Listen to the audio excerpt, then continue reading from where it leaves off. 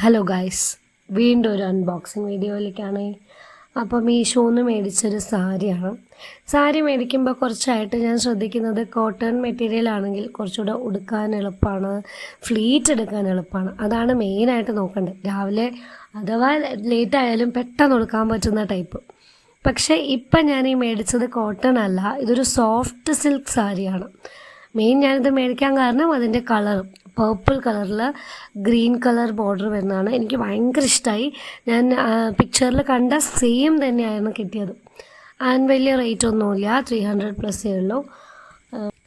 അപ്പോൾ ഇത് സ്കൂളിലേക്കും ഓഫീസിലേക്കും തന്നെ എടുക്കണമെന്നില്ല, വേണമെങ്കിൽ ഫംഗ്ഷനൊക്കെ എടുക്കാം. എന്തായാലും നല്ല ലുക്കായിട്ടുണ്ടേ.